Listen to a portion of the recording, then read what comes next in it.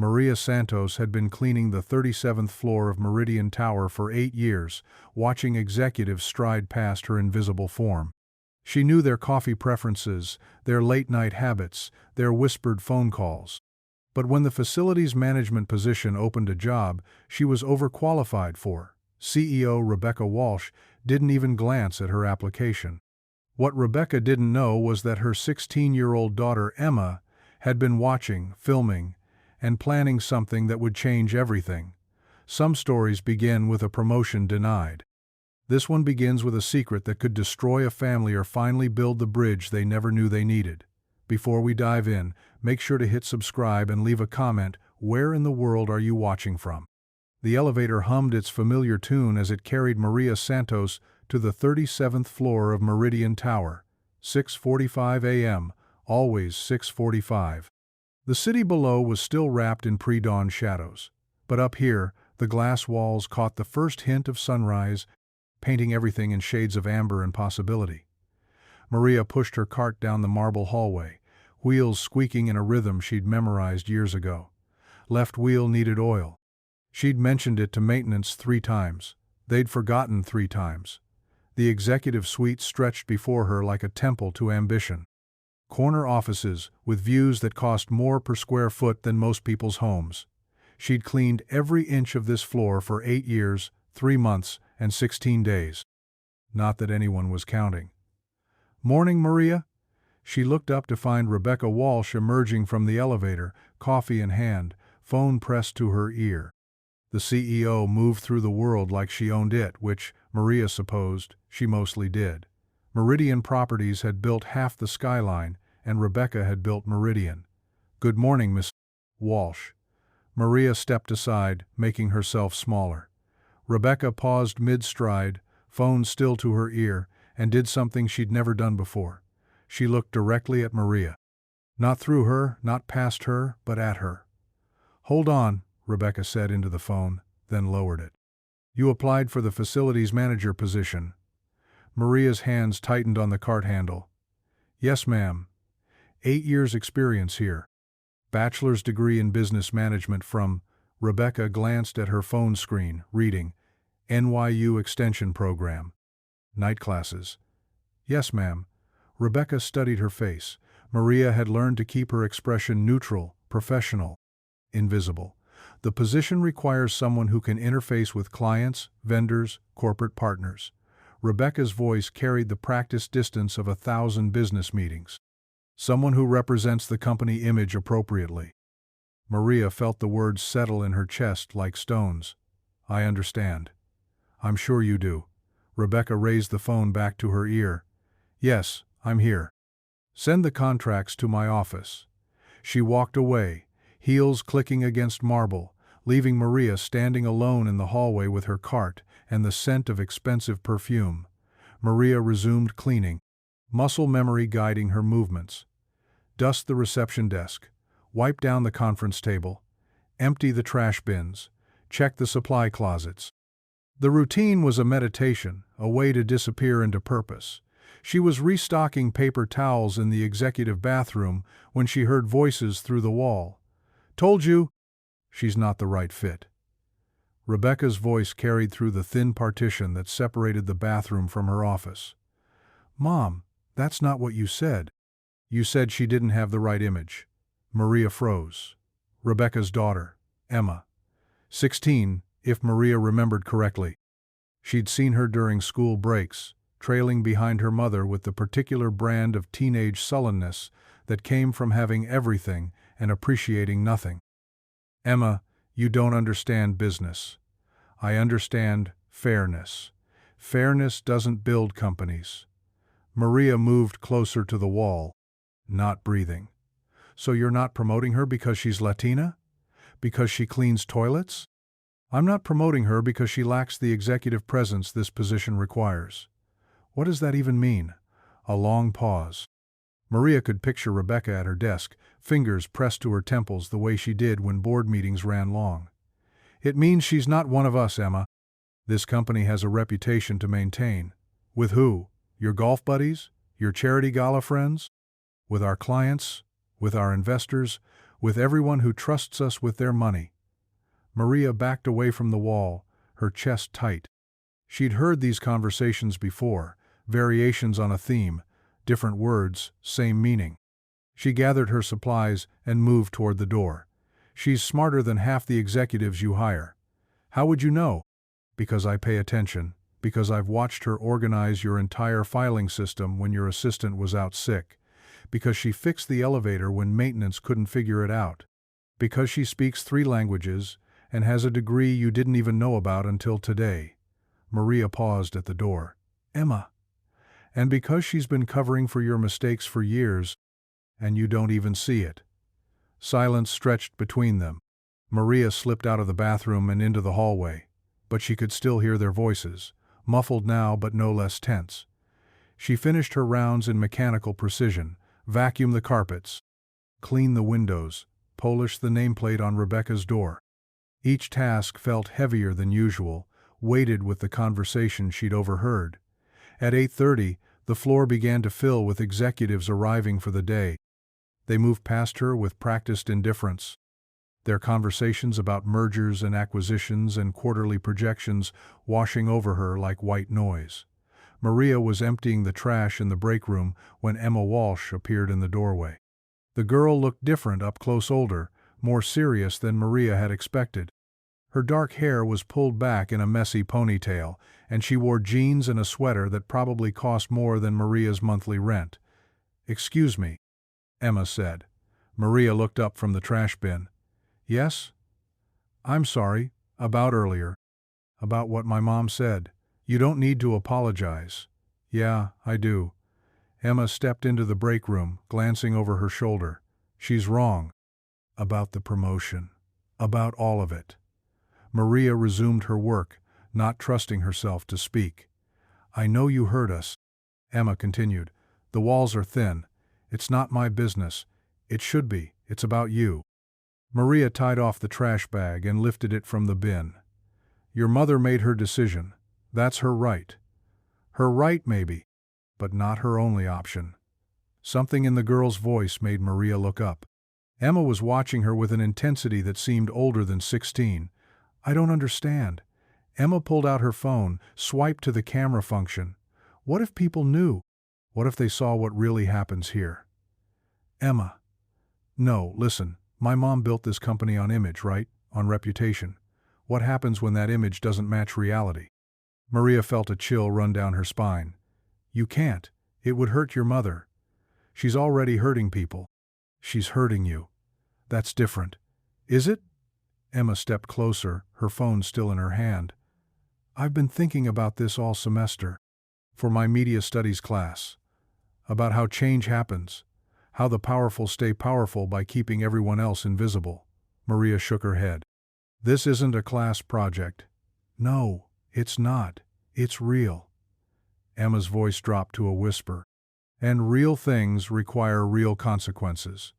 Before Maria could respond, footsteps echoed in the hallway. Emma pocketed her phone and stepped back, transforming instantly back into a sullen teenager. "Emma?" Rebecca's voice carried from the reception area. "Where are you?" "Coming, Mom." Emma met Maria's eyes one last time. "Think about it. That's all I'm asking." She left Maria standing alone in the break room, trash bag in hand, mind racing. The rest of the morning passed in a blur. Maria moved through her routine, but her thoughts kept returning to Emma's words. What if people knew? What if they saw? At noon, she took her lunch break in the employee cafeteria on the 15th floor. The space buzzed with conversation maintenance workers, security guards, administrative assistants, all the people who kept Meridian Tower running while remaining largely invisible to those above. Maria sat alone at a corner table, picking at her sandwich, when someone slid into the seat across from her. "Heard you didn't get the promotion." She looked up to find Carlos Rivera, one of the senior maintenance technicians. They'd worked in the same building for 5 years, but rarely spoke beyond pleasantries. News travels fast. Always does down here. Carlos took a bite of his burger. "You were the best candidate." "According to who?" "According to everyone who actually works in this building." He gestured around the cafeteria.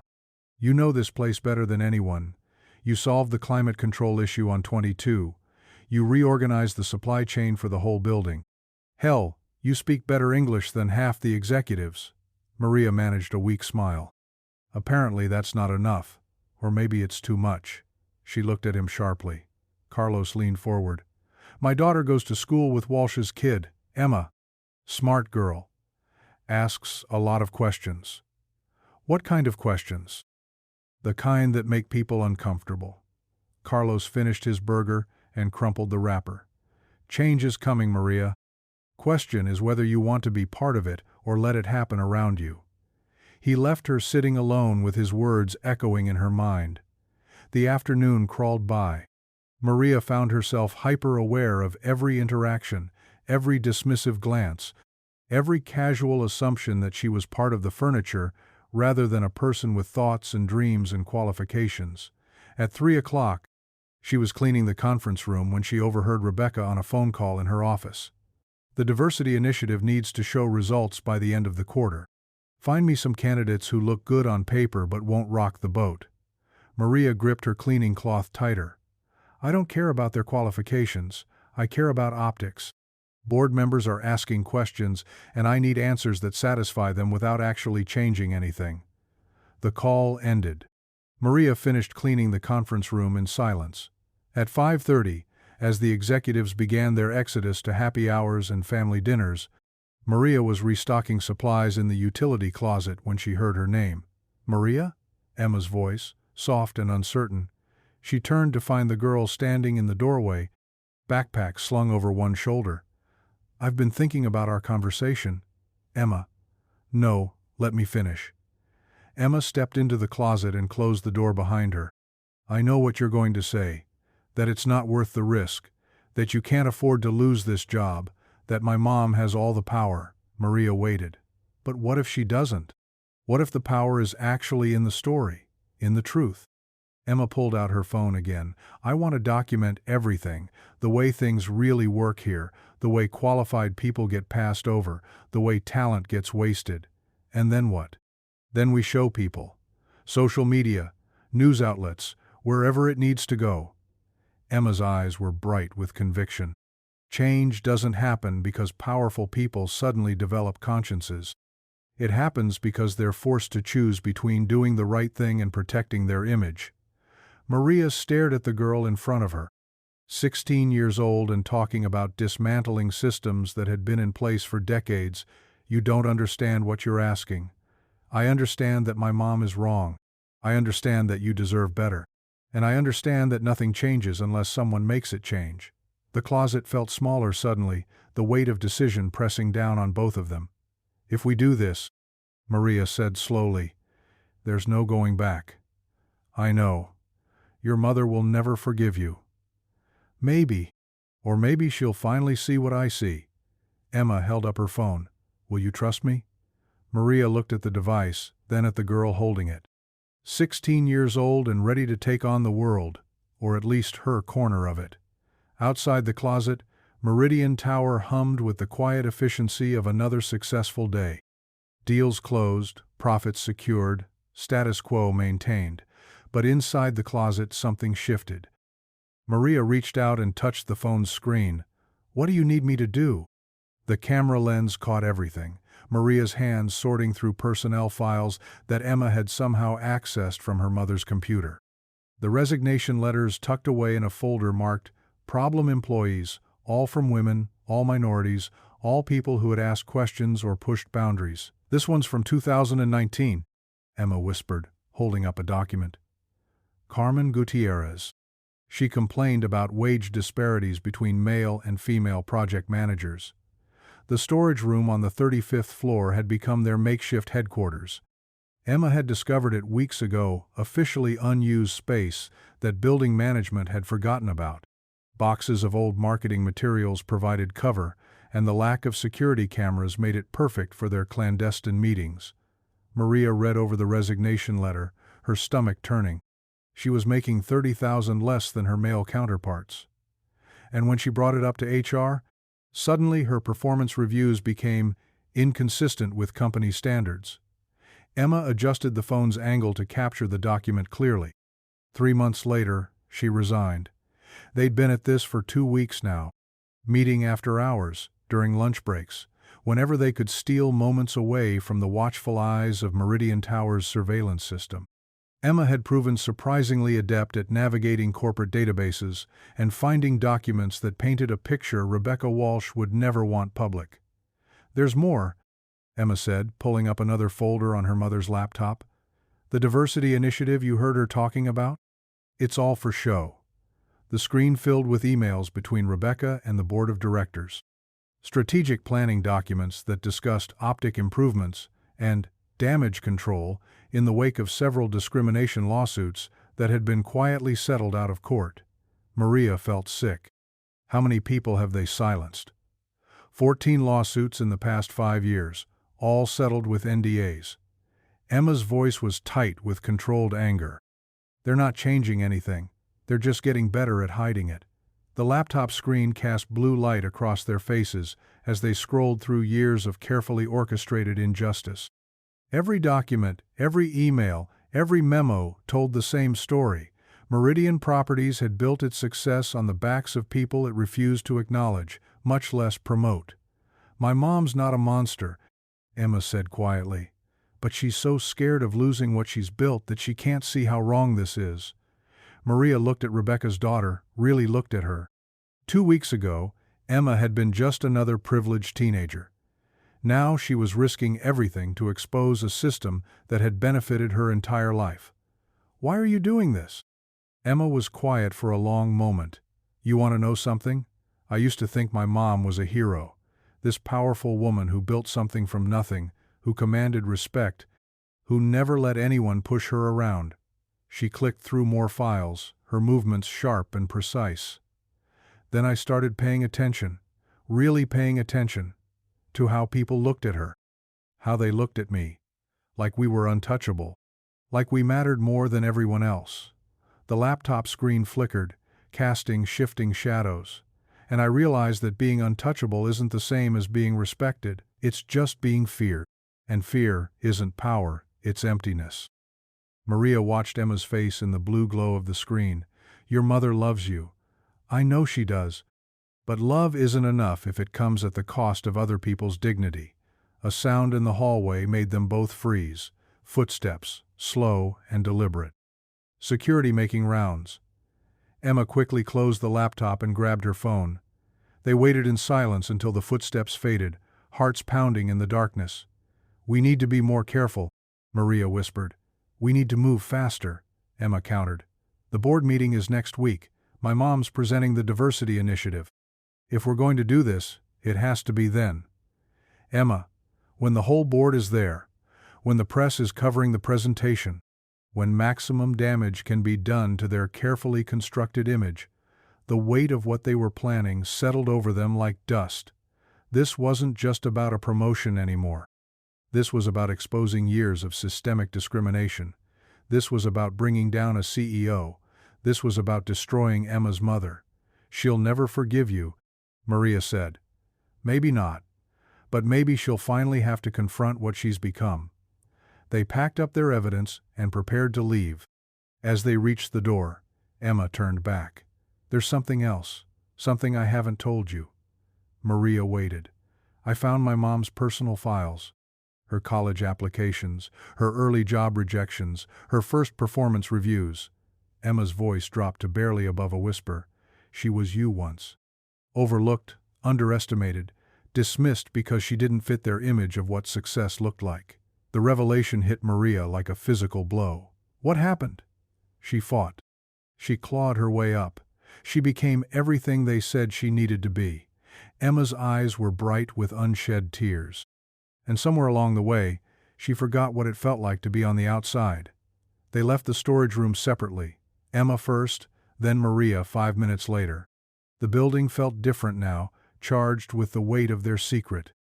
Every camera, every security guard, every executive walking past represented a potential threat to their mission. Maria took the elevator to the 37th floor for her evening cleaning routine. The executive suite was mostly empty now, just a few workaholics staying late to impress bosses who had already gone home to their families. She was wiping down the conference table when Rebecca emerged from her office, jacket in hand, ready to leave for the day. "Maria." Rebecca's voice carried its usual professional distance. "I wanted to speak with you." Maria's blood turned to ice. "Yes, ma'am." "I've reconsidered the facilities manager position." The words hung in the air between them. Maria gripped the cleaning cloth tighter. "There's a new opening, assistant facilities coordinator. It's not management level, but it would be a step up from your current position." Maria stared at her. "A step up? More responsibility, better pay, a chance to prove yourself in a leadership role." The offer was carefully calibrated enough to seem generous, not enough to actually change anything. A bone thrown to keep the dog from barking. What would the position involve? Coordinating with maintenance staff, overseeing supply orders, interface with lower-level vendors. Rebecca adjusted her jacket. Of course, client meetings and executive-level responsibilities would still be handled by management. Of course they would. "I appreciate the offer," Maria said carefully. "You'll need to interview for it naturally. We want to maintain proper procedures." Rebecca moved toward the elevator. "I'll have HR set something up." She paused at the elevator doors. "I hope you understand that I'm trying to help you here, Maria. This company values loyalty. Employees who understand their place and work within the system." The elevator doors opened with a soft chime. "Think about it. Some advancement is better than no advancement." Rebecca disappeared into the elevator, leaving Maria alone with the echo of her words. Some advancement is better than no advancement. Maria finished cleaning the conference room in mechanical precision, but her mind was racing. This was Rebecca's counter-move, a preemptive strike, designed to neutralize the threat she couldn't possibly know existed. Or could she? The thought sent chills down Maria's spine. Had they been careless? Had someone noticed their meetings, their research, their growing boldness? She pulled out her phone and sent Emma a quick text. "Need to talk. Urgent." The response came back immediately. "Storage room. 20 minutes." When Maria arrived, Emma was already there, laptop open, surrounded by printed documents. "My mom offered me a promotion," Maria said without preamble. Emma looked up sharply. "What kind of promotion?" "Assistant facilities coordinator. Better than janitor, worse than manager." "She knows." "How could she know?" Emma turned the laptop screen toward Maria. On it was an email thread between Rebecca and the head of security. She had IT run a report on unusual after-hours building access. Anyone using keycards outside normal work hours, anyone accessing floors they don't usually work on. Maria's name appeared on the list 17 times in the past 2 weeks. "She doesn't know what we're doing," Emma continued, "but she knows something's happening. The promotion is her way of buying your silence. Maybe I should take it. Maria, maybe this is enough. Maybe we don't need to blow up the world to make a point." Emma slammed the laptop shut. "You think this is about making a point? You think those 14 people who were forced out would be satisfied with crumbs?" "I think I have a daughter to feed and bills to pay." The words hung between them like a wall. For the first time since they'd started this partnership, Maria felt the full weight of their different circumstances. Emma could afford to be idealistic. She had a trust fund to fall back on, a family name that would open doors even if this plan destroyed her relationship with her mother. Maria had a 1-bedroom apartment in Queens and a 16-year-old daughter who dreamed of college. "I'm sorry," Emma said quietly. I forgot that not everyone can afford to fight on principle. It's not about affording to fight. It's about choosing your battles wisely." "And you think this isn't a battle worth fighting?" Maria looked around the storage room, their makeshift headquarters, filled with evidence of years of systematic discrimination. Then she thought about her daughter Sophia, brilliant and ambitious, and convinced that hard work would be enough to overcome any obstacle. What kind of world was Maria leaving for her? "I think," Maria said slowly, "that some fights are bigger than the people fighting them." She pulled out her phone and opened the camera app. "Tell me about the board meeting. Tell me exactly how this is going to work." Emma's face transformed. "Are you sure?" I'm sure that I can't look my daughter in the eye and tell her that some advancement is better than no advancement. I'm sure that I can't take their scraps and pretend it's justice. Maria held up her phone. I'm sure that Rebecca Walsh needs to remember what it felt like to be overlooked. And if that means burning down everything she's built on other people's backs, then maybe it's time for a fire. Emma smiled, the first genuine smile Maria had seen from her in weeks. Okay, here's what we're going to do.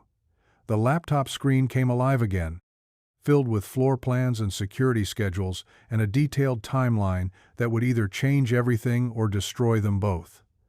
Outside the storage room, Meridian Tower hummed with the quiet confidence of money and power and systems that had worked perfectly for decades.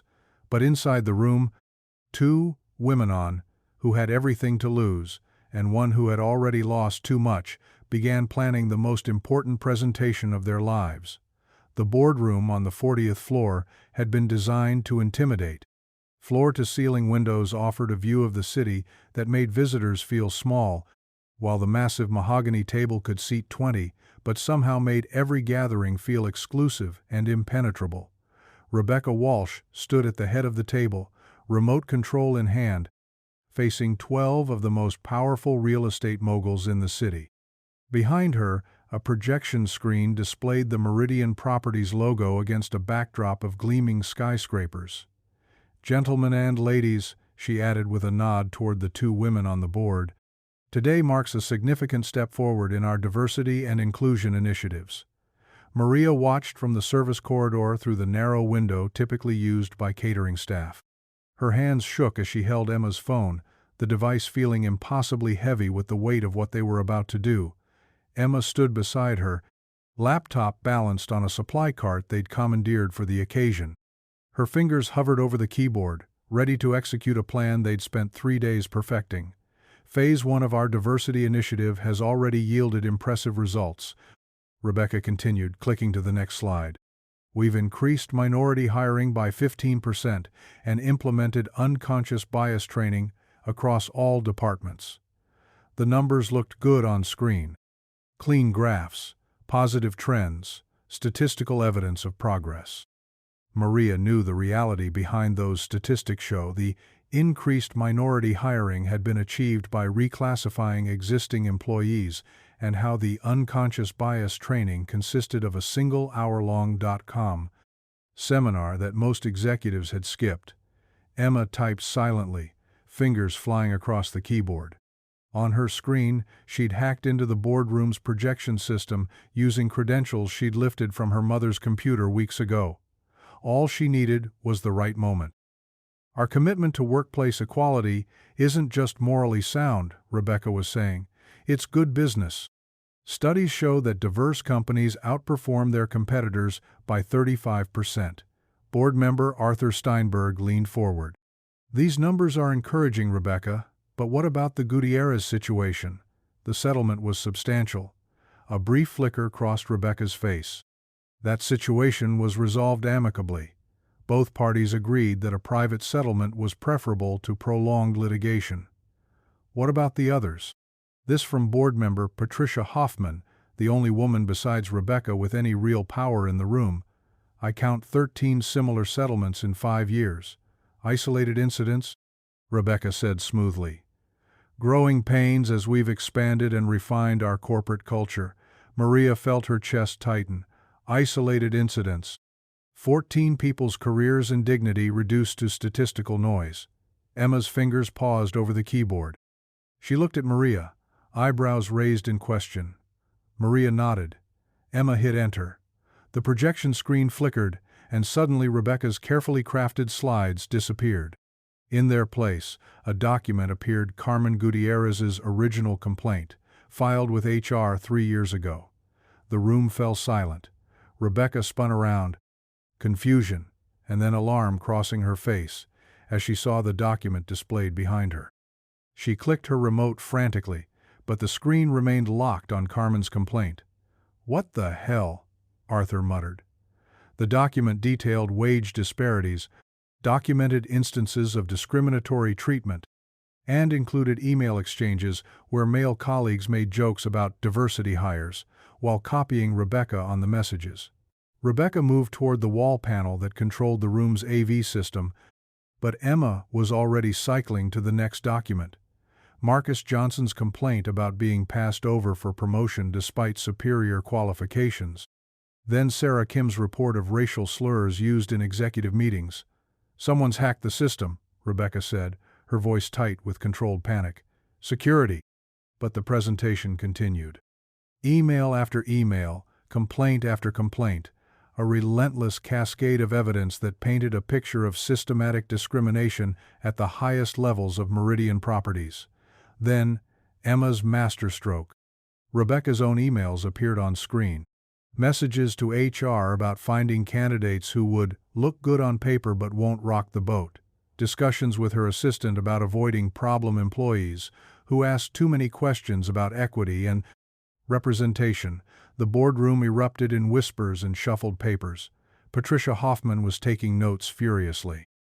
Arthur had pulled out his phone and was texting rapidly. Rebecca finally reached the wall panel and manually shut down the projection system. The screen went black, but the damage was done. "Ladies and gentlemen," she said, her voice steady despite the chaos, "we're clearly experiencing a serious security breach. I suggest we postpone this meeting until—" "I don't think so." Patricia Hoffman's voice cut through the room like ice. "I think we need to discuss what we just saw. Right now." In the service corridor, Maria and Emma packed up their equipment quickly. Phase 1 was complete, but they weren't finished yet. "Now what?" Maria whispered. Emma shouldered her laptop bag and handed Maria a small recording device. "Now we get the real story." They moved through the building's service corridors like ghosts, using Emma's knowledge of the building's layout and Maria's understanding of staff schedules to avoid detection. Their destination was Rebecca's office, where they knew she would retreat after the disaster in the boardroom. Sure enough, 15 minutes later, Rebecca burst through her office door, phone already pressed to her ear. "I don't care what it costs," she was saying. "Find out who did this, and find out now." Maria and Emma crouched in the supply closet adjacent to Rebecca's office, the recording device capturing every word through the thin wall. "It has to be internal. Someone with access to my files, someone who knows the building systems." Rebecca's heels clicked against the floor as she paced. "Check the cleaning staff first. They have access to everything." Maria felt a chill run down her spine. Of course she would be the first suspect. "No, I don't think it's corporate espionage. This feels personal." A pause. "Emma? What about Emma? She's been asking questions, spending time in the building after hours." Emma's face went pale beside Maria. They were running out of time. Rebecca's voice continued. "I want a full forensic audit of all computer access, all keycard usage, all." The office door opened suddenly. "Mom?" Emma's voice, but not from the closet. Maria looked around in confusion, then realized Emma had slipped out without her noticing. "Emma." Rebecca's voice was sharp. "What are you doing here?" "I came to check on you, after what happened in the boardroom." "How did you know what happened in the boardroom?" A pause that stretched too long. "It's all over the building. People are talking." "Which people?" "Security guards, mostly. They're saying someone hacked the presentation system." Maria pressed closer to the wall, straining to hear. "Emma, I need you to be honest with me. Have you been accessing my computer?" "My files? Why would I do that?" That's not an answer. Another pause, longer this time. "Mom, do you remember what you told me about your first job out of college?" "What does that have to do with—" "You told me about your boss who kept promoting men over you. How he said you didn't have executive presence. How you felt invisible." Rebecca's pacing stopped. "That's different." "Is it?" "Because the woman who cleans your office has a business degree and speaks 3 languages, and you won't promote her because she doesn't fit your image of what success looks like." "Emma, you became everything you used to hate, Mom, and I can't watch you destroy other people the way he tried to destroy you." The silence that followed was deafening. Maria held her breath, waiting. "You did this." Rebecca's voice was barely above a whisper. "You're the one who hacked the system. I'm the one who told the truth." You have no idea what you've done. The board is calling for my resignation. The company's stock is going to crater. Clients are going to flee. Maybe they should. This company is our life, Emma. It's your inheritance, your future, everything I've built for us. I don't want an inheritance built on other people's suffering. Maria heard footsteps, then the sound of a door slamming. When Emma's voice came again, it was from the corridor. I love you, Mom, but I can't love what you've become. More footsteps, growing fainter. Rebecca's office fell silent except for the hum of the air conditioning. Then, quietly, the sound of crying. Maria had never heard Rebecca Walsh cry before, had never imagined it was possible. The sound was raw and broken, the grief of someone who had just lost everything they thought defined them. Maria slipped out of the closet and made her way back to the service corridors. She found Emma sitting on the floor beside a supply cart, tears streaming down her face. I just destroyed my mother, Emma whispered. Maria sat down beside her. You saved your mother. She just doesn't know it yet. They sat in silence for a long moment, surrounded by cleaning supplies and industrial equipment, while 40 floors below them, the city continued its relentless pursuit of money and power and all the things that seemed important until they weren't. What happens now? Emma asked. Now we face the consequences. Are you going to be okay? Financially, I mean, when they fire you. Maria had been thinking about that. I have savings. And I have skills. Maybe it's time I stopped letting other people decide what I'm worth. Emma wiped her eyes. My mom's going to hate me forever. Your mom's going to remember what it felt like to fight for what's right.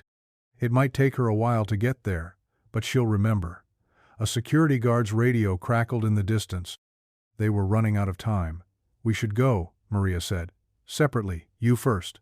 Emma stood up, shouldering her laptop bag. Maria? Yeah? Thank you, for trusting me, for believing that change was possible. Thank you for remembering that some things are more important than keeping the peace. Emma disappeared around the corner, leaving Maria alone with the echoes of their revolution. She gathered her things and prepared to face whatever came next. In a few hours, maybe less, security would trace the hack back to them. There would be consequences, investigations, probably criminal charges. But for the first time in 8 years, 3 months, and 16 days, Maria Santos felt visible. 3 months later, Maria Santos stood in the lobby of a gleaming office building in Midtown, her reflection multiplied in the polished marble walls. She wore a navy blazer she'd bought at Macy's with her severance pay, and carried a leather portfolio that had been a gift from Sophia. The building directory listed her destination on the 32nd floor. Santos Consulting Services. The elevator ride felt different this time. No cart full of cleaning supplies, no uniform that marked her as invisible. Just Maria, carrying herself with the confidence that came from knowing her own worth. The receptionist, a young man with kind eyes and a ready smile, looked up as she approached. Miss Santos? The reporter from Channel 7 is already here, Conference Room B. Maria nodded and walked down the hallway lined with motivational posters and photos of diverse business teams. Her business partner, Carlos Rivera, met her at the conference room door. Ready for this? He asked. As ready as I'll ever be. The reporter, Jennifer Chen, was younger than Maria had expected, with sharp eyes and a digital recorder already running on the table between them. Thank you for agreeing to this interview, Jennifer said as they settled into chairs. The Meridian Properties story has been making waves in the business community for months. Everyone wants to know what really happened. Maria glanced at Carlos, who nodded encouragingly. What happened? Maria said. Is that a 16-year-old girl reminded me that silence is complicity? Tell me about Emma Walsh. Maria smiled, thinking of the girl who had changed everything. Emma saw injustice and refused to accept it as normal. She had everything to lose and nothing to gain, but she chose to act anyway. And now she's estranged from her mother. For now. Jennifer leaned forward. You don't think the estrangement is permanent? I think Rebecca Walsh is a smart woman who built something remarkable. And I think she's learning that building something on the right foundation matters more than building it fast. The truth was more complicated than Maria could explain in an interview. She'd heard through the building gossip network, which remained remarkably efficient even after the scandal, that Rebecca had entered therapy. That she'd quietly settled with several former employees without requiring NDAs. That she'd stepped down as CEO but remained on the board, focusing on what she called cultural reconstruction. Emma had taken a gap year and was volunteering with labor rights organizations. Mother and daughter hadn't spoken since that day in Rebecca's office, but Maria had faith that time would heal what pride had broken. "What about you?" Jennifer asked. "Fired from Meridian, blacklisted by most major property management companies. That must have been difficult." "It was terrifying," Maria admitted. "But it was also liberating." She thought about those first weeks after the scandal broke. The sleepless nights wondering how she'd pay rent, the job interviews where potential employers recognized her name from the news coverage, the constant worry about Sophia's college fund. But there had been unexpected support too. Carlos reaching out with a proposal to start their own facilities management company. Former colleagues from other buildings offering testimonials about her work. Even a few executives from smaller companies who admired what she'd done and wanted to hire someone with her integrity. "Santos Consulting has been successful beyond your expectations," Jennifer noted, reading from her notes. "6 major clients in 3 months, a staff of 12, and you're booked solid through next year." "Turns out there's a market for doing things the right way," Carlos interjected. "Companies are realizing that treating employees well isn't just morally right, it's profitable." Maria nodded. "We've built our business on the principle that everyone deserves dignity at work. Every janitor, every security guard, every person who keeps buildings running. When you treat people with respect, they give you their best work. And the companies that don't treat people with respect? They tend to have more turnover, lower productivity, and a lot of negative publicity when their practices come to light." Jennifer smiled. "Speaking of negative publicity, Meridian Properties has lost 3 major clients and seen their stock price drop by 40% since the scandal. Do you feel responsible?" Maria considered the question carefully. "I feel responsible for telling the truth. What companies do with that truth is up to them." After the interview, Maria and Carlos walked back to their modest office space. The views weren't as impressive as Meridian Tower's 37th floor, but the atmosphere was completely different. Employees chatted easily with management, decisions were made collaboratively, and the break room actually had comfortable furniture instead of institutional plastic chairs. "You did good in there," Carlos said. "Think it'll help?" "Think it'll hurt the people who deserve to be hurt and help the people who deserve to be helped." Maria's phone buzzed with a text message. She glanced at the screen and stopped walking. "What is it?" Carlos asked. Maria stared at the message, reading it twice to make sure she understood correctly. "It's from Emma. She wants to meet." The coffee shop Emma had chosen was Neutral Territoria, small place in Greenwich Village, that neither of them had been to before. Maria arrived first and claimed a corner table, ordering a latte she didn't really want just to have something to do with her hands. Emma walked in 5 minutes later, and Maria was struck by how much older she looked. The baby fat had melted away from her face, replaced by the sharp angles of someone who had been forced to grow up quickly. She wore jeans and a simple sweater, her hair pulled back in a ponytail that made her look like any other college-aged kid. But her eyes held weight that most college kids didn't carry. "Thank you for coming," Emma said, sliding into the chair across from Maria. "Of course." They sat in silence for a moment, both uncertain how to begin. "I saw the interview," Emma said finally. "On Channel 7. What did you think?" "I think you were kinder to my mother than she deserved." Maria stirred her latte, watching the foam swirl. "Your mother made mistakes. But she also built something remarkable. It's possible to acknowledge both things. She destroyed people's careers. And now she has a chance to rebuild them. Second chances matter, Emma." Emma pulled out her phone and placed it on the table between them. For a moment, Maria was transported back to the supply closet where their partnership had begun. "I've been documenting other companies," Emma said. "Places with similar problems. I want to keep doing this work. What kind of work? Exposing systemic discrimination, holding powerful people accountable, making sure what happened at Meridian doesn't happen elsewhere. Maria studied the young woman across from her. That's dangerous work. You made a lot of enemies with the Meridian story. I also made some friends, journalists who want to partner with me, lawyers who specialize in employment discrimination, other whistleblowers who need support. Emma leaned forward, her voice intense. I want to start a foundation, something that helps employees document workplace discrimination and connects them with resources to fight back. What would you call it? The Gutierrez Foundation. After Carmen, she should be remembered for more than just a settlement. Maria felt tears prick her eyes. That's beautiful, Emma. I want you to be on the board. The request caught Maria off guard. I don't know anything about running a foundation. You know about fighting for what's right. You know about the cost of speaking truth to power. Emma's eyes were bright with conviction. You know about not giving up when the system tells you to be quiet.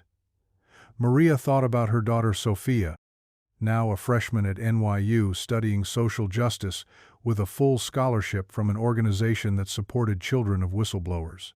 She thought about Carlos and their growing business, built on the radical idea that treating people well was good business. She thought about all the Carmen Gutierrezes and Marcus Johnsons still out there, waiting for someone to see them as more than statistics. What about your mother? Emma's expression flickered. What about her? Have you talked to her? About the foundation? About what you're doing now? No. Maybe you should. She wouldn't understand. Maybe she would. Maybe she's been waiting for someone to show her how to make amends. Emma was quiet for a long moment, staring at her coffee cup.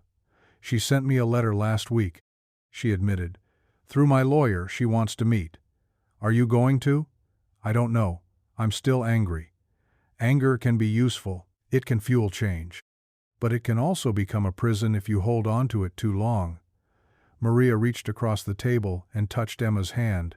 Your mother lost her way. But the woman who built Meridian Properties from nothing, that woman is still in there. Maybe she needs her daughter to remind her who she used to be. Emma's eyes filled with tears. What if she hasn't changed?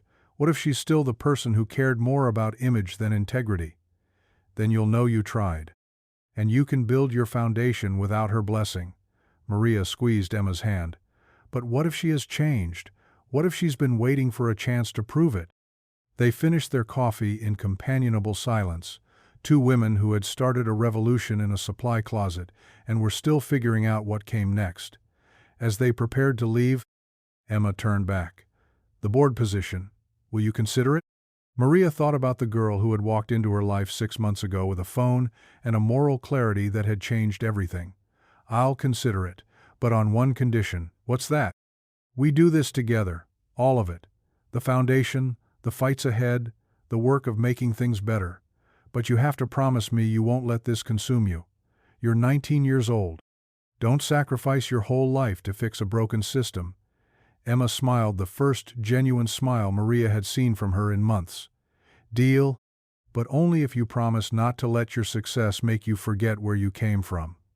I don't think that's possible, Maria said, thinking of the 37th floor of Meridian Tower, of the invisible woman she used to be, of the visible woman she had become. They parted ways on the sidewalk. Emma heading uptown to whatever came next, Maria heading back to the office where Carlos was waiting with contracts to review and employees to support and all the beautiful, complicated work of building something better. As she walked, Maria's phone rang. The caller ID showed a number she didn't recognize. Maria Santos. Miss Santos? This is Rebecca Walsh. Maria stopped walking, suddenly aware of her heartbeat. Hello, Rebecca. I was wondering if we could meet. There are some things I'd like to discuss. About Emma. About the foundation she's planning. About a pause. About making amends. Maria looked up at the sky, where clouds were gathering for an afternoon rain. I'd like that, she said. The restaurant Rebecca had chosen was small and quiet, the kind of place where conversations could happen without photographers or board members or anyone who might turn a private moment into tomorrow's headlines. Maria arrived first again, a habit she'd developed since becoming her own boss, always early, always prepared, always in control of her own narrative. Rebecca walked in exactly on time, moving with less certainty than Maria remembered. She looked smaller somehow, though whether that was from the weight loss or the absence of the armor that executive power provided, Maria couldn't say. "Thank you for coming," Rebecca said, settling into the chair across from her. They ordered soup for Rebecca, salad for Maria, and sat in the awkward silence that existed between people who had known each other for years but had never really talked. "How's business?" Rebecca asked finally. "Good. Growing faster than we expected." "I'm glad. You deserve success." The words hung between them, weighted with everything unsaid. "How's Emma?" Rebecca's voice was carefully neutral, but Maria could hear the longing underneath. "She's brilliant and determined and absolutely convinced she can change the world. She got that from me, I think. The stubbornness and the intelligence and the courage." Rebecca's laugh was bitter. "Courage. I'm not sure I know what that word means anymore." Maria studied her former boss. Rebecca's perfect makeup couldn't quite hide the shadows under her eyes, and her hands shook slightly as she reached for her water glass. "Courage isn't the absence of fear," Maria said gently. "It's acting despite the fear. Is that what you did, when you decided to expose everything?" "I was terrified. Every day. But I was more afraid of teaching my daughter that some injustices are too big to fight." Their food arrived, providing a temporary reprieve from the weight of the conversation. They ate in silence for a few minutes before Rebecca spoke again. "I've been seeing a therapist." Maria nodded, not trusting herself to speak. "She asked me to write letters. To everyone I hurt, everyone I overlooked, everyone whose dignity I traded for profit margins." Rebecca's voice was steady but quiet. "Do you know how long that list is?" "I can imagine. 47 people, 47 lives I impacted with my decisions. Some left the company, some never got hired in the first place. Some stayed and suffered in silence." Rebecca pulled a folded piece of paper from her purse. "I wrote you a letter too. But I realized I needed to say these things out loud, not hide behind written words." She unfolded the paper, her hands steadier now. "I'm sorry, Maria. I'm sorry for 8 years of seeing you as invisible. I'm sorry for deciding your worth based on my prejudices. I'm sorry for offering you scraps when you deserved a seat at the table." Maria felt tears building but held them back. "I'm sorry for becoming the person who once hurt me. I'm sorry for forgetting what it felt like to be overlooked and underestimated." Rebecca's voice cracked slightly. "And I'm sorry that my daughter had to risk everything to remind me who I used to be." The restaurant continued its quiet hum around them, the clink of silverware, muted conversations, the ordinary sounds of people sharing meals and stories. But at their table, something profound was shifting. "Why now?" Maria asked. "Why reach out after all these months?" "Because Emma's foundation is going to do important work, and because I want to help, if she'll let me." "She might not." "I know, but I have to try." Rebecca folded the letter and put it away. "I've established a $50 million fund for workplace justice initiatives, scholarships for first-generation college students, legal aid for employment discrimination cases." Maria's eyes widened. "$50 million? It's not enough. It doesn't undo the damage, but it's a start." "What does the board think?" "The board thinks I've lost my mind. Arthur Steinberg actually suggested I might be having a nervous breakdown." Rebecca smiled for the first time since she'd arrived. Patricia Hoffman told him that maybe more CEOs should have nervous breakdowns. They sat quietly for a moment, processing the magnitude of what Rebecca was proposing. "There's something else," Rebecca continued. "I want to offer you a position. Not at Meridian, I know you'd never accept that, but with the foundation. As executive director." Maria nearly choked on her water. "Rebecca, hear me out. You understand the problems we're trying to solve because you've lived them. You have the business skills to run an organization, and you have the moral clarity to keep us honest. I have my own company now. Carlos could run it, or you could do both. Or you could say no, and I'd understand completely. Maria shook her head. You're asking me to trust you. After everything that happened, I'm asking you to trust Emma's vision. I'm asking you to trust that people can change, that systems can be reformed, that justice is possible even when it's delayed. Rebecca leaned forward, her eyes intense with the passion that had once built an empire and was now trying to rebuild a relationship. I'm asking you to believe that redemption is possible, not just for me, but for all the other executives and companies and systems that need to change. Maria thought about Emma in that coffee shop, young and determined and carrying the weight of revolution on her shoulders. She thought about her own daughter Sophia, bright and idealistic, and convinced that the world could be better than it was. What would Emma say? I don't know. We haven't spoken since that day in my office. Maybe it's time you did. Rebecca's composure finally cracked, tears spilling down her cheeks despite her obvious efforts to maintain control. What if she won't see me? What if I've lost her forever? Then you'll have to live with that. But Emma is like you, she believes in justice, even when it's hard. Especially when it's hard. Maria reached across the table and covered Rebecca's hand with her own. She's been waiting for you to take the first step. She's too proud to reach out, but she wants her mother back. The mother who taught her to fight for what's right. They finished their meal in a different kind of silent zone, filled with possibility rather than regret. As they prepared to leave, Rebecca turned back. Will you think about the foundation position? I'll think about it, but I have a condition. What's that? Emma has to approve it, all of it. The fund, the foundation, my involvement. This has to be her decision. Rebecca nodded. I wouldn't have it any other way. They parted on the sidewalk, Rebecca heading toward an uncertain conversation with her daughter, Maria heading back to her office with her mind spinning. Carlos looked up as she entered, taking in her expression. How did it go? Maria sank into her chair, overwhelmed by the day's revelations. I think Rebecca Walsh is serious about making amends. And she wants me to run a $50 million foundation dedicated to workplace justice. Carlos whistled low. That's significant. It would mean stepping back from the business, at least partially. The business will survive. The question is whether you can pass up a chance to institutionalize the changes you've been fighting for.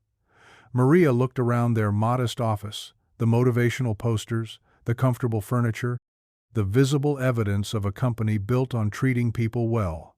What do you think? I think 6 months ago, you were cleaning toilets and being ignored. Now you have a choice between running a successful business and running a foundation that could change how American workers are treated. Carlos grinned. I think that's what they call a good problem to have. Maria's phone buzzed with a text message. She glanced down and saw Emma's name. Can you meet tomorrow? My mom wants to talk to both of us. Maria showed Carlos the message. Looks like the Walsh women are ready to have a conversation. Looks like it. The next afternoon, Maria found herself in yet another neutral location, Central Park, at a bench overlooking the reservoir. Emma was already there, feeding ducks with bread she'd bought from a vendor. She's coming, Emma said without looking up. My mom. How do you feel about that? Terrified, angry, hopeful, confused. Emma tossed another piece of bread to the eager ducks. Pretty much everything at once. That sounds about right. They sat in comfortable silence, watching the ducks and the joggers and the ordinary magic of a city park on a beautiful day. When Rebecca appeared on the path, walking slowly toward them, Maria felt the weight of the moment. 3 women, 3 generations. 3 different perspectives on power and justice and the price of standing up for what's right. Rebecca stopped a few feet away, uncertainty written across her face. Hi, baby, she said quietly. Emma looked up at her mother for the first time in 6 months. Hi, Mom. Rebecca sat down on the bench, leaving space between herself and Emma, but close enough for conversation. I'm sorry, she said simply, for everything, for the years of blind spots and willful ignorance, for choosing comfort over conscience, for making you feel like you had to choose between your family and your principles. Emma was quiet for a long moment. watching the ducks circle hopefully in the water. "I'm sorry too," she said finally, "for going behind your back, for embarrassing you publicly, for being so angry that I couldn't see you were hurting too." Rebecca's breath caught. "You have nothing to apologize for. You did the right thing, the thing I should have done years ago. But I could have tried talking to you first, before the nuclear option. Would I have listened?" Emma considered this. "Probably not." "Then you did what you had to do." They sat in the growing dusk, three women who had changed each other's lives in ways they were still discovering. "Maria told me about the foundation," Emma said. "It's your foundation, your vision. I just want to fund it." "And you want Maria to run it?" Rebecca looked at Maria, then back at her daughter. "I want someone to run it who understands the mission. Someone I trust to keep me honest. Someone who won't let me forget why this matters." Emma finally turned to face her mother fully. "I have conditions." "Of course you do. Complete operational independence. No board positions for current or former Meridian executives. Full transparency in all financial decisions. And Maria has final approval on all major initiatives." Rebecca nodded without hesitation. "Agreed. And one more thing." "What's that?" Emma smiled, the first real smile Maria had seen pass between mother and daughter. "Family dinner. Every Sunday. No phones, no business talk, no avoiding difficult conversations. Just us, figuring out how to be a family again." Rebecca's smile matched her daughter's. "I'd like that very much." As the sun set over the reservoir, painting the sky in shades of gold and pink, Maria watched a mother and daughter begin the slow work of rebuilding trust. She thought about second chances and the courage it took to admit mistakes. She thought about Emma's foundation and the lives it might change. But mostly, she thought about the girl who had walked into her life with a phone and a moral clarity that had changed everything, and the woman who had learned that true power came not from being untouchable, but from being willing to be vulnerable enough to grow. 6 months ago, Maria Santos had been invisible. Tonight, she was exactly where she was supposed to be. The last light faded from the sky, and three women walked out of the park together, ready to change the world.